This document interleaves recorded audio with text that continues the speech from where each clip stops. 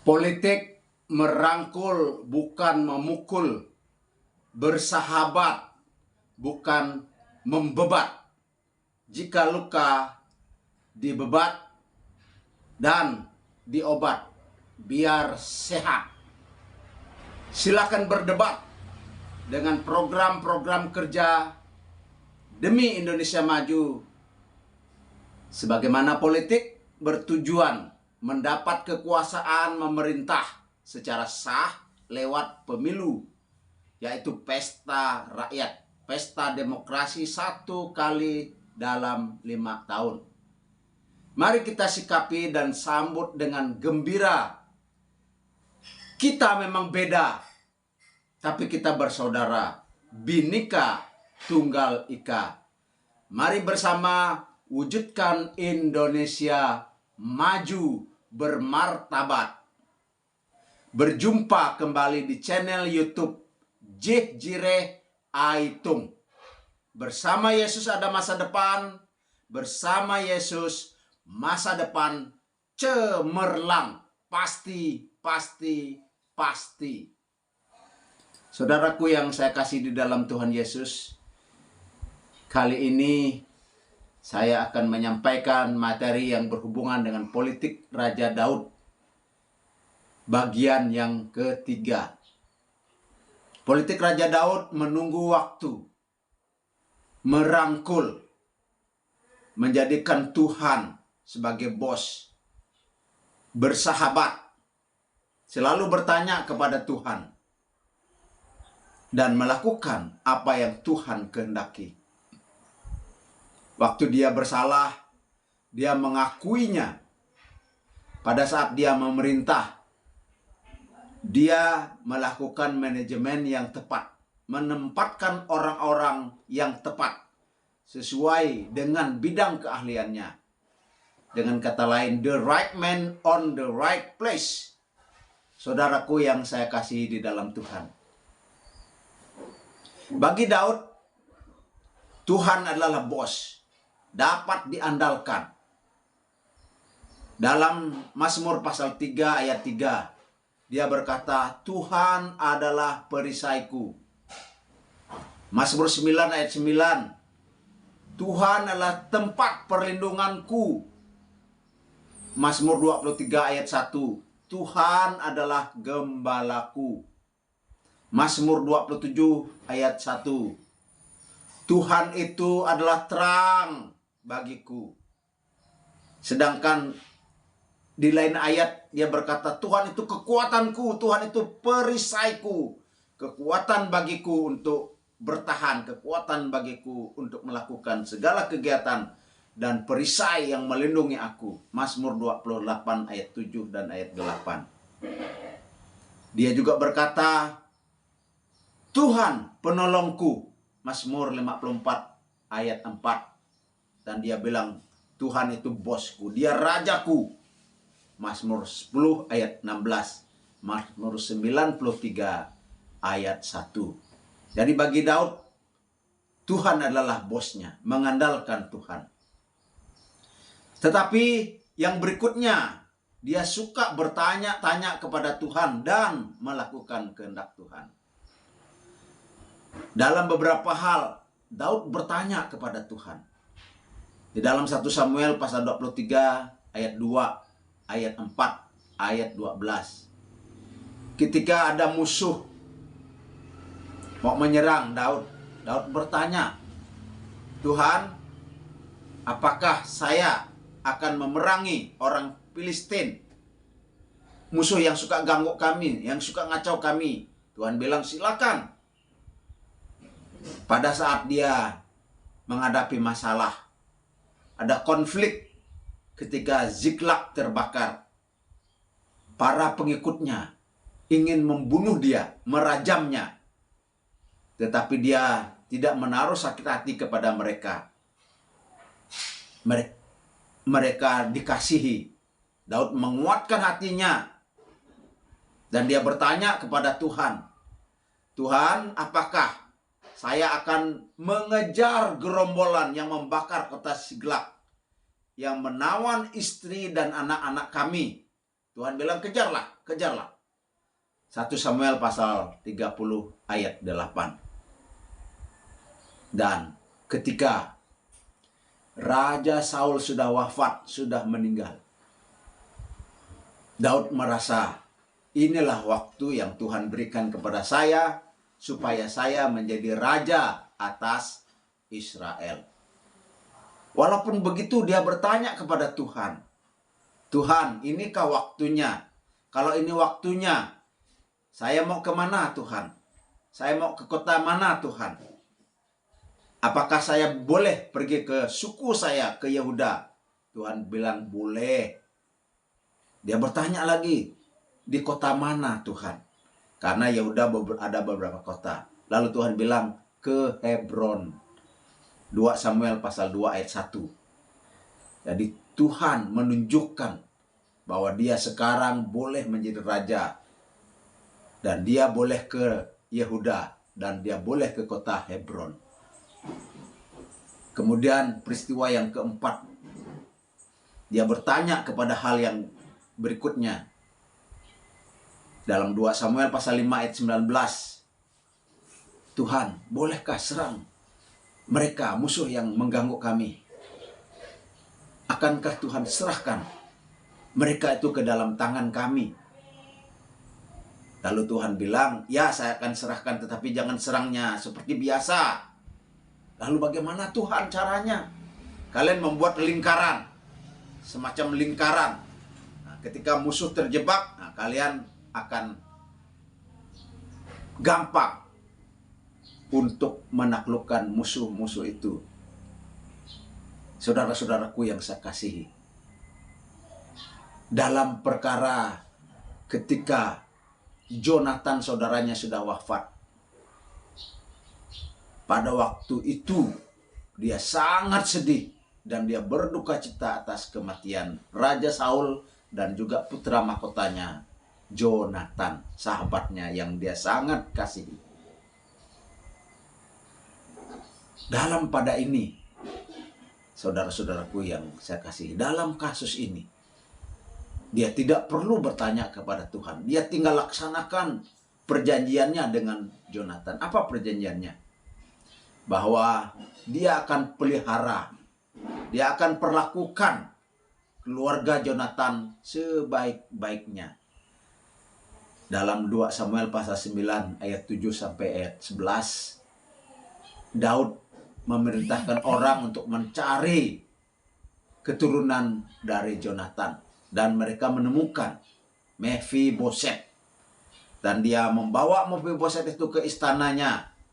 Dan menjadikan Mephiboset itu sebagaimana salah seorang dari anaknya. Dia makan semeja dengan Daud. Mephiboset, keturunan Jonathan, makan semeja dengan Daud. Segala keperluannya dipenuhi oleh Raja Daud.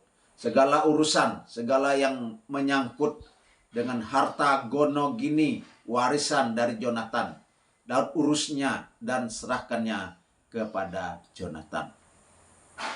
Saudara-saudaraku yang saya kasihi dalam Tuhan. Jadi politik Raja Daud pada bagian yang ketiga ini, dia menjadikan Tuhan bos. Dia andalkan Tuhan. Dia bertanya kepada Tuhan dan melakukan apa yang Tuhan kehendaki. Pada bagian yang ketiga, ketika Daud berdosa, ketika Daud bersalah, dia mengakuinya kepada Tuhan. Apakah kesalahannya? Apakah dosanya? Daud berzinah dengan Batseba. Ketika Yoab bersama tentara-tentaranya sedang berperang, Daud santai di istananya, santai, menikmati segala kemenangan, menikmati segala harta, menikmati apa yang ada. Dia berjalan-jalan di suatu rumah, lalu dia lihat seorang perempuan, istri Uria, sedang mandi telanjang. Timbullah hawa nafsu Daud untuk berzina. Dia mengutus orang diam-diam supaya menjumpai Batseba, supaya dibawanya ke istana. Dan apa yang terjadi? Itulah dosanya. Dia berzina dengan Batseba. Saudaraku, bukan hanya itu, Alkitab menjelaskan bahwa Daud juga membunuh. Pembunuhan berencana lewat Yoab, panglimanya. Mengapa bisa begitu? Selang beberapa bulan setelah dia berzina dengan Batseba, maka Batseba hamil. Ketika dia hamil, diberitahukannya lah kepada raja, saya hamil. Kemudian Raja Daud mengatur strategi. Bagaimanakah strateginya? Daud menyuruh orang memanggil suaminya pulang. Suaminya itu disuguhi dengan makanan, dikasih hadiah. Kemudian disuruhnya untuk tidur dengan istrinya, supaya dosanya tidak ketahuan. Tetapi Uria, salah satu tentara pilihan Raja Daud, tidak pergi ke rumah bertemu dengan istrinya Batseba. Dia hanya tidur di pelataran istana. Orang memberitahu kepada Daud bahwa Uria tidak ke rumahnya. Lalu Daud putar otak, dia atur strategi bagaimana caranya ini. Lalu dia malam berikutnya dia buat rencana itu lagi. Dia buat pesta dan suruh dia makan minum dengan enak dan suruh dia mabuk. Suruh Uria ini mabuk. Dengan mabuk, mungkin dia agak linglung, dia bisa pergi ke tempat istrinya dan tidur dengan istrinya Batseba. Tapi ternyata dia tidak pergi. Lalu dipanggil, "Ngapa kamu tidak ke sana?" "Saya mana bisa ke sana, sementara teman-teman saya dalam medan pertempuran." "Okelah kalau begitu. Ya, lanjutkanlah kamu istirahat." Lalu Daud menulis surat. Dia tulis surat kepada Yoab, "Tolong tempatkanlah Uria ini ke medan perang yang paling depan, tempat yang sengit. Dan ketika itu terjadi, kamu pura-pura mundur. Kamu pura-pura nak mampu membantunya." Kemudian itu yang terjadi. Lalu surat itu dikasih kepada Uria supaya disampaikannya kepada panglima perang, yaitu Yoab. Nah, di sana terjadi.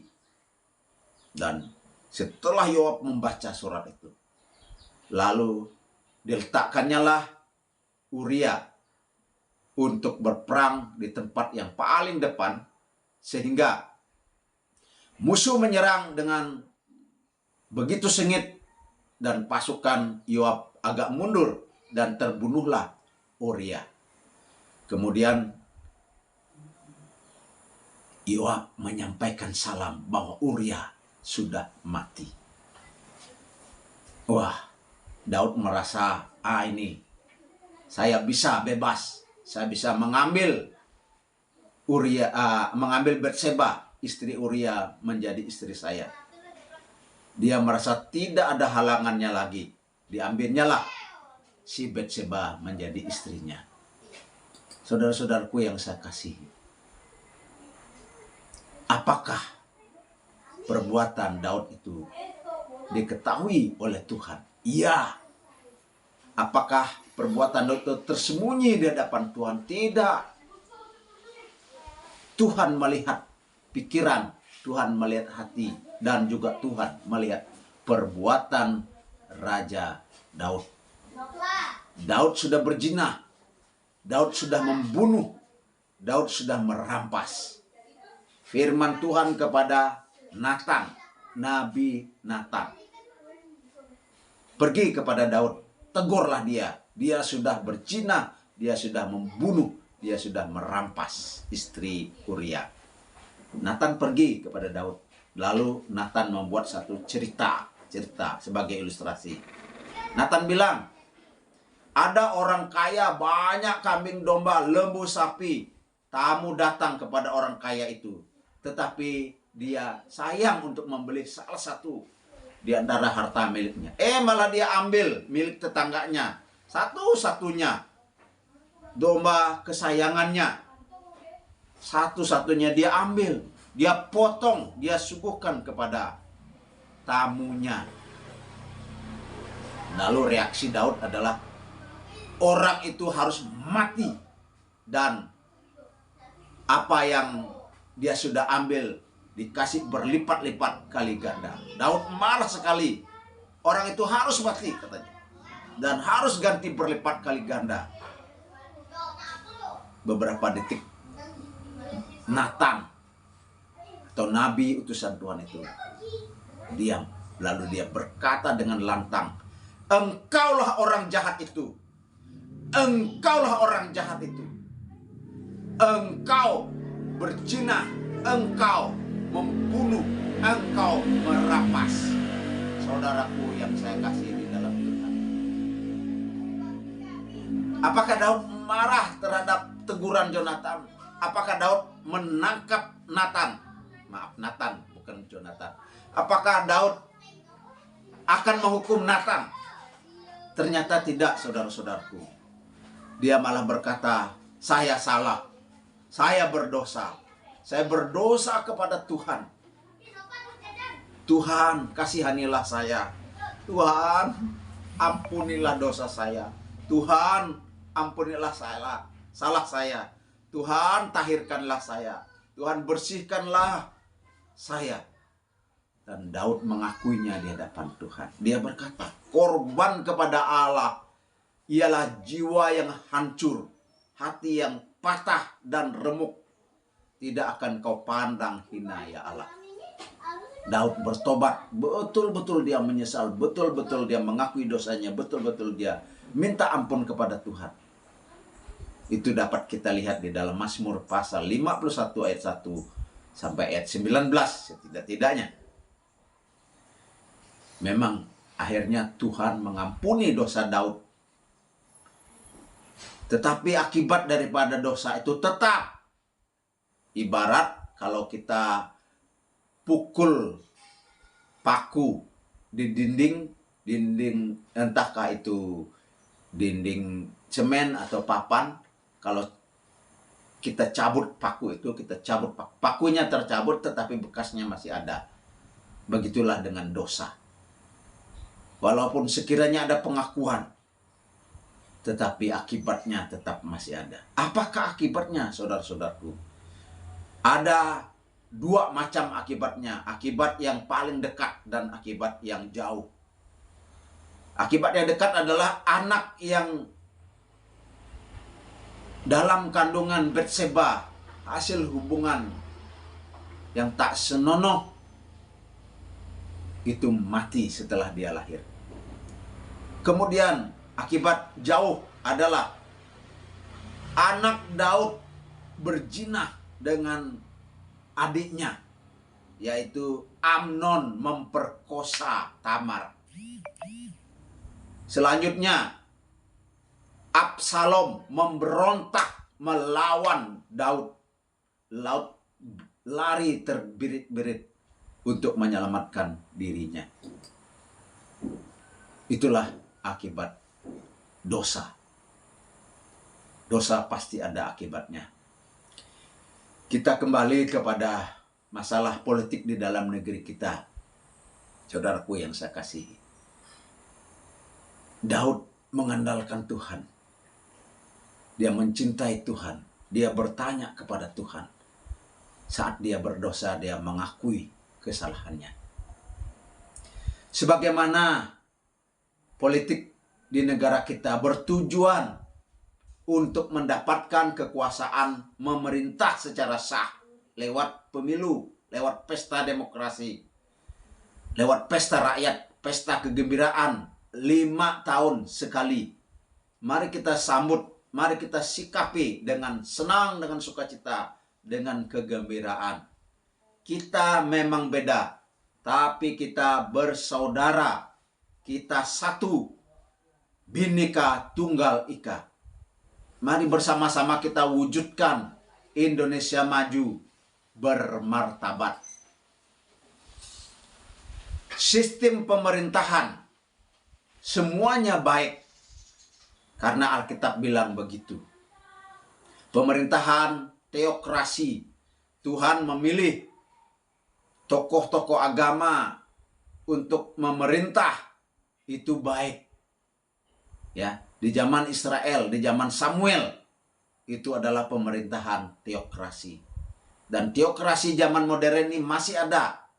Seperti Dalai Lama di Tibet, itu pemerintahan teokrasi. Seperti di Iran, seperti di Roma, diperintahkan oleh tokoh agama. Itu baik. Karena ingin supaya rakyat sejahtera, ingin supaya rakyat makmur, ingin supaya rakyat maju. Pemerintahan monarki, yaitu dipimpin oleh raja atau kaisar, itu tidak kalah baiknya. Itu juga baik. Misalnya ini sudah di zaman Saul dan di zaman Daud. Sekarang di zaman modern.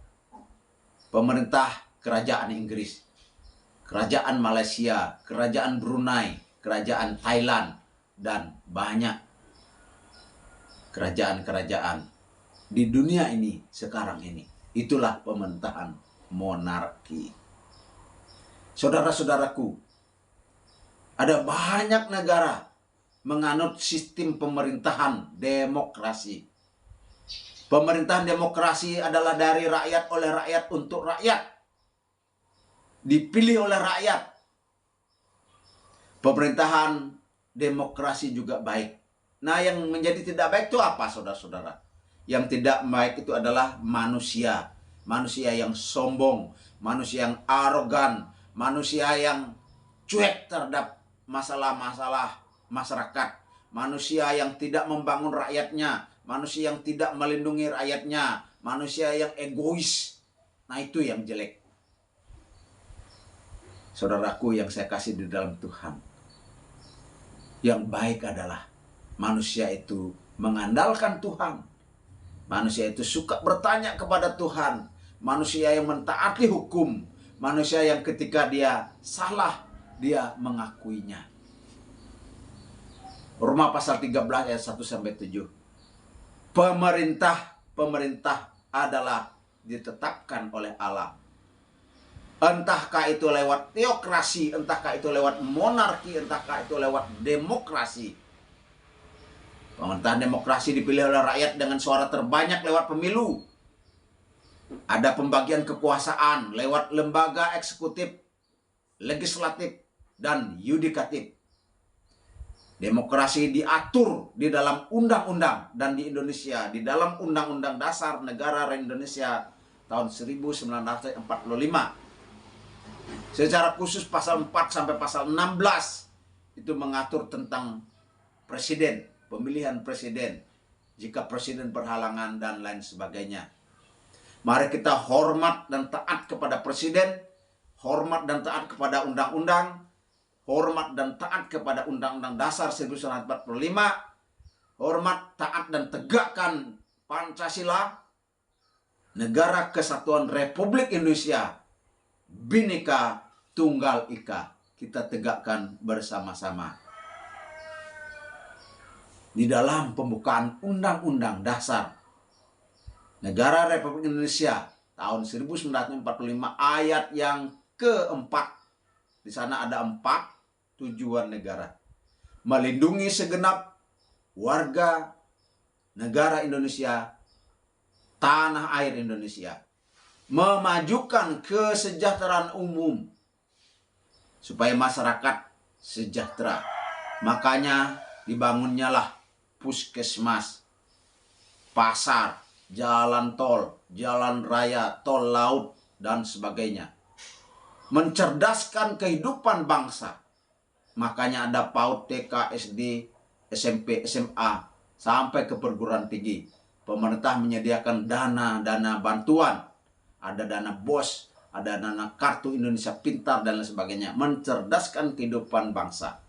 Yang keempat, ikut aktif melaksanakan ketertiban dunia yang berdasarkan kemerdekaan, perdamaian abadi.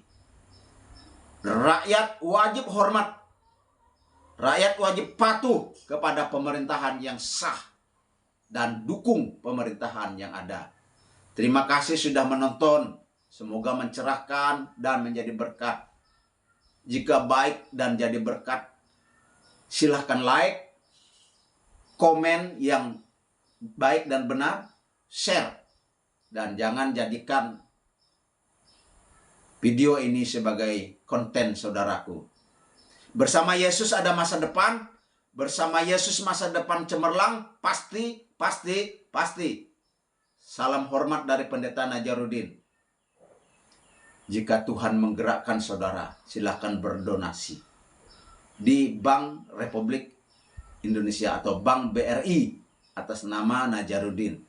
Nomor rekening 0567 0100 5100 506.